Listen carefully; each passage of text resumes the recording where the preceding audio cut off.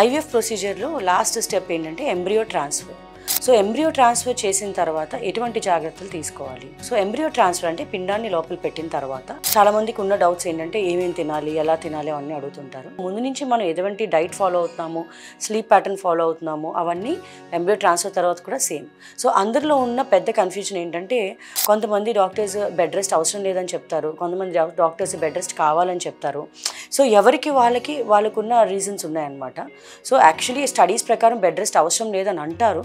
But still ఒక 1 or 2 days మనం bed rest తీసుకోవడం వల్ల తప్పు లేదు. యూజువల్గా మేము ఏం చెప్తామంటే ఫస్ట్ 48 hours, అంటే ఈరోజు మనం పిండం లోపల పెడితే first 48 hours complete bed rest తీసుకోవడం వల్ల నష్టమేమీ లేదు.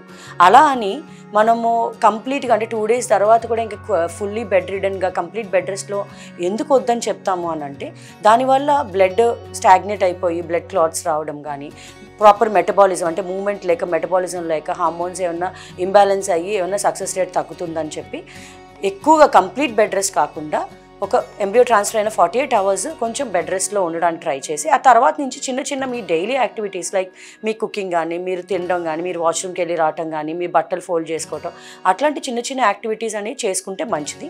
సో పడుకునేటప్పుడు కూడా స్లీపింగ్ పొజిషన్ యూజువల్గా ఏంటంటే ఫ్లాట్గా పడుకొని కాళ్ళ కింద ఎత్తు పట్టుకుంటే కొంచెం బ్లడ్ సప్లై అది బాగుంటుంది. అలానే సైడ్కి తిరిగి పడుకోవాలనిపించినప్పుడు లెఫ్ట్ సైడ్కి తిరిగి పడుకుంటే ఏంటంటే బ్లడ్ సర్క్యులేషన్ బాగుంటుంది కాబట్టి సక్సెస్ రేట్స్ ఎక్కువగా ఉంటాయి.